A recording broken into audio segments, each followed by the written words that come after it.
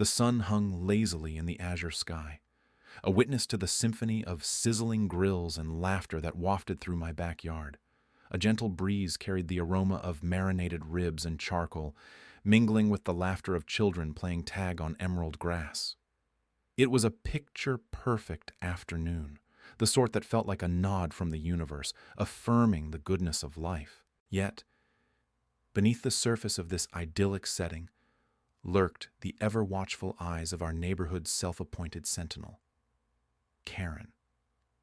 The name was whispered with a mix of disdain and resignation among the residents of Maplewood Estates. Her unsolicited attention to detail was as relentless as time itself, scrutinizing each blade of grass, each mailbox, and each neighborly endeavor with her hawk-like gaze. I'd been in the neighborhood long enough to anticipate her moves, like a chess player who knows their opponent's favorite openings. The subtle tightening of her lips, a sure sign of disapproval, was almost a ritualistic prelude to her complaints. Once, she had reported my mailbox for being uncharacteristically reflective. Another time, it was the alleged infraction of leaving my recycling bin out a minute past the designated time. Always a minor transgression, but enough to stir the pot. As the first notes of music floated through the air, my mind echoed with the rhythm of her previous grievances. I was ready for her, or so I thought. The party carried on, undisturbed by the looming threat of Karen's wrath. Friends and family engaged in animated conversation, their voices rising and falling like the tide, oblivious to the brewing storm. I poured iced tea into glasses, the clink of ice cubes, a soothing counterpoint to the afternoon's warmth. Then, a disturbance, a ripple through the crowd as eyes turned towards the front of the house. Red and blue lights flickered, a bright contrast against the gentle afternoon light. A surreal intrusion. I knew immediately. Karen had escalated her game. 911, a heavy-handed move, even for her. Standing there, I felt a strange mix of shock and amusement. Her audacity was almost commendable.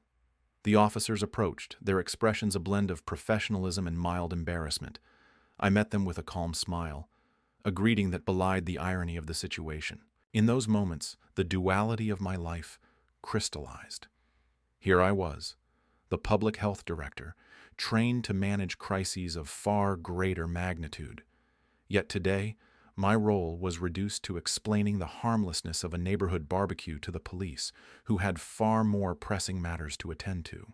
As I guided the officers around, answering their questions with an ease born of experience, Karen lingered at the edge of her property, her eyes, narrow slits of indignation. I offered her a nod of acknowledgement, a silent invitation to join the realm of reason. She remained unmoved, rooted in her perceived duty. The irony was rich.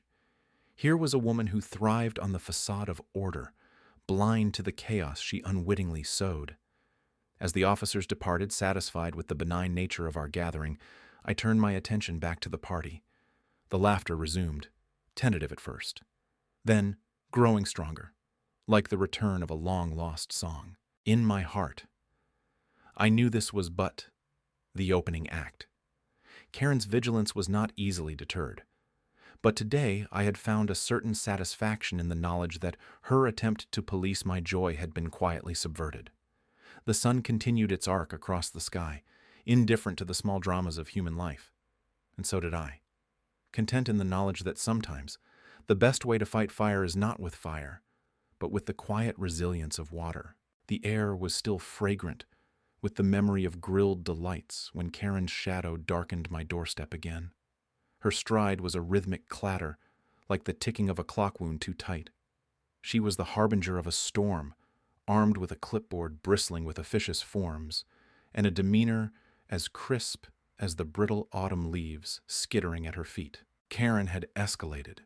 The HOA's rules had been wielded like a bludgeon, the ink on the citations not yet dry. Alleged transgressions mounted like tiny, accusing fingers pointed my way. Grass 2 inches too tall, a garden gnome that lacked conformity, the sin of an unsanctioned color for my front door.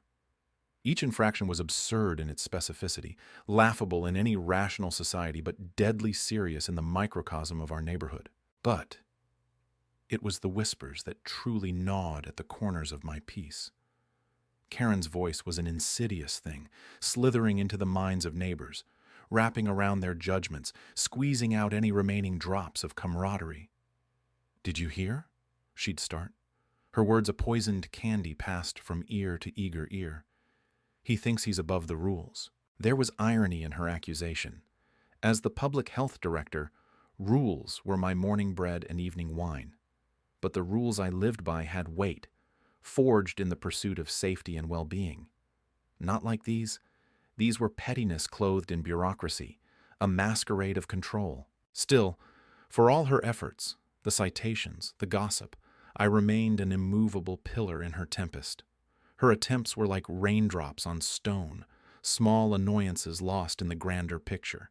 She hadn't realized yet that I thrived in such weather, that I was made from sterner stuff than the porcelain she presumed. And yet the fight was tiring.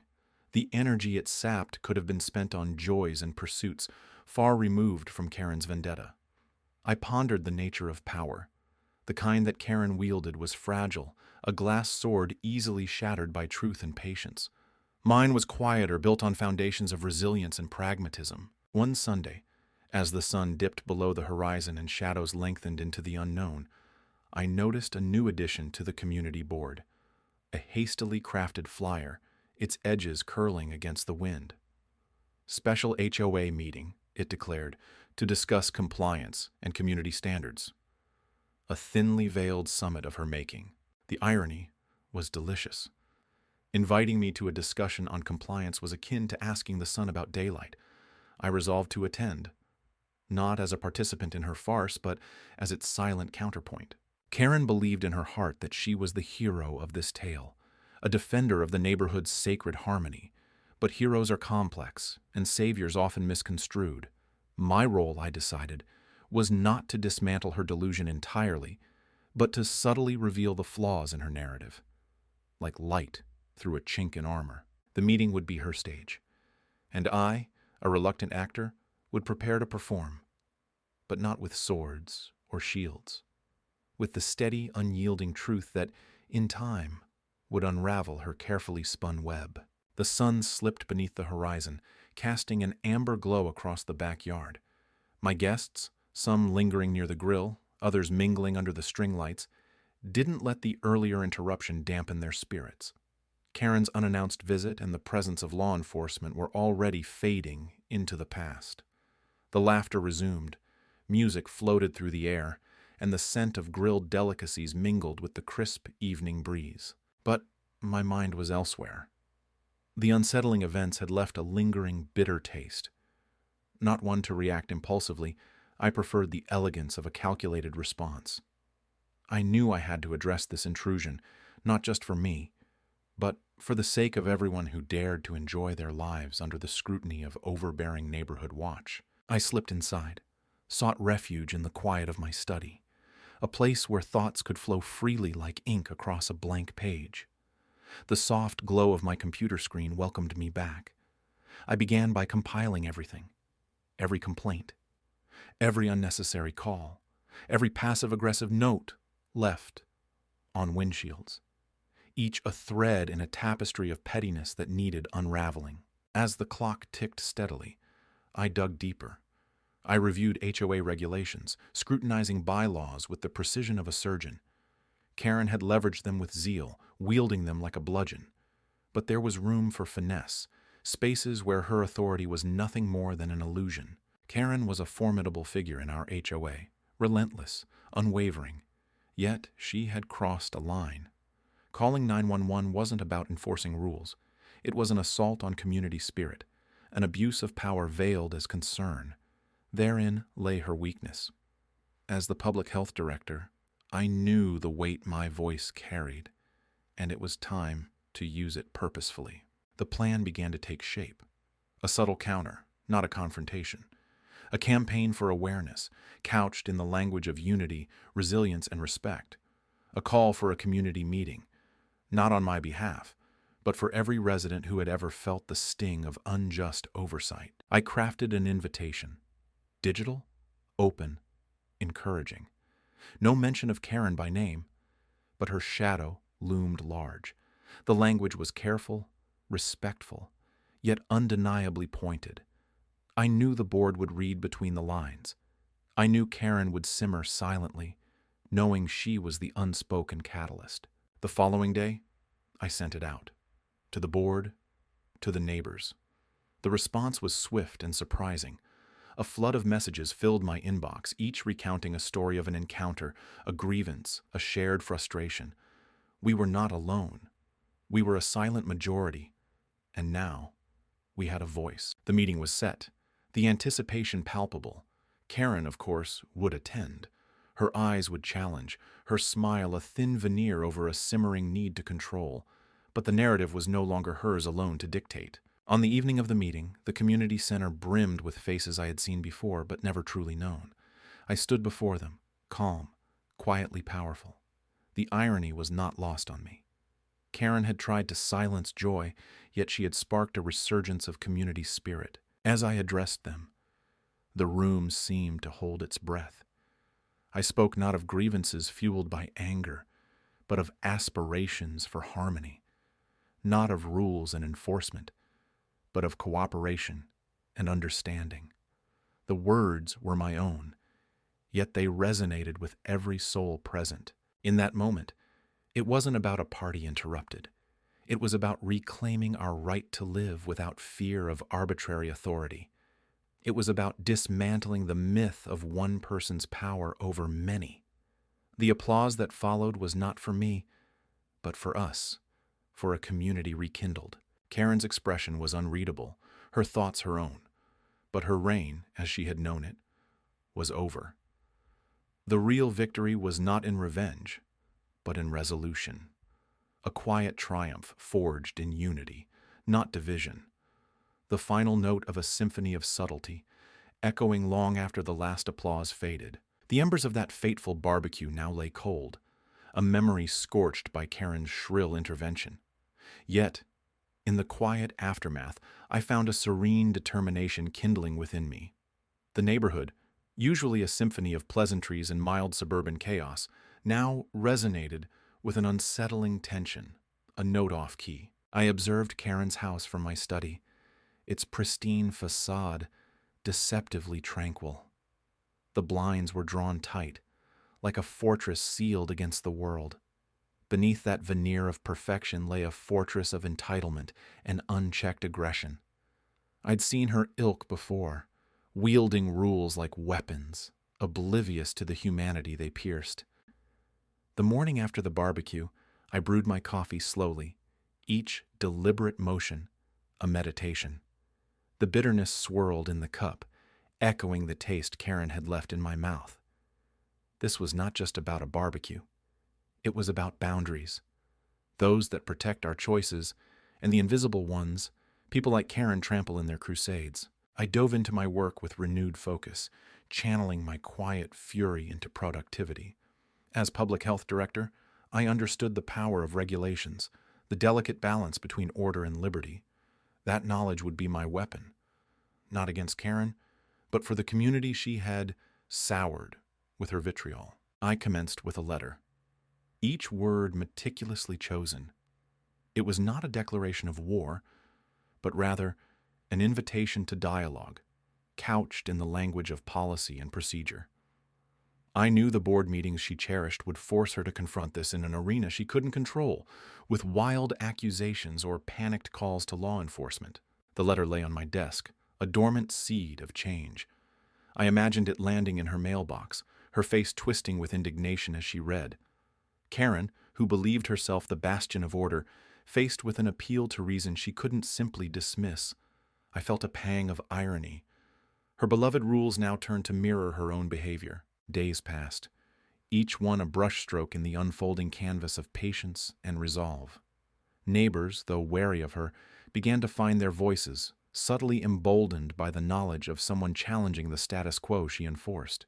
The air seemed lighter, as if the neighborhood exhaled a collective sigh of relief. It was at the next HOA meeting that the tension finally snapped, a bowstring released. I watched Karen's eyes flicker as she realized the tide had shifted, her once loyal followers now glancing uncertainly at her and then back to me. She sputtered, a fish out of water, As I outlined a proposal for a more inclusive neighborhood policy, I offered no direct confrontation, only the calm assurance of facts and community welfare. The subtle power of truth and moderation, weaving a tapestry she could not unravel. My only line to her, delivered with quiet intensity, was a simple suggestion to reevaluate the meaning of community. In the aftermath, Karen retreated, her presence less dominating. Perhaps she sensed the winds of change, or perhaps she simply tired of the fight. Either way, the neighborhood hummed with a new harmony. The threat of her tyranny diminished.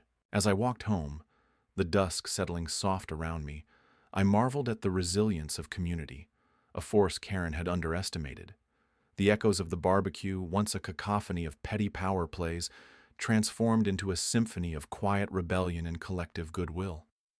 I smiled, the taste of victory, subtly sweet. The morning after the storm, the world seemed reborn. The air was crisp, and the sun shone with a warmth that was both gentle and forgiving, hinting at new beginnings. I stood by the window, coffee in hand, and watched as the neighborhood slowly came to life. The remnants of last night's chaos were scattered across the street, overturned trash cans, soggy paper plates, and the discarded remnants of balloons. A party interrupted, but not defeated. Not entirely. Karen's house stood like an unrepentant fortress. Its shutters were closed, its lawn pristine, as if untouched by the turmoil she had unleashed. Her call to the police had been her attempt to quell what she saw as an affront to her ordered existence, a community gathering mistaken for a riot in her eyes. But something had shifted.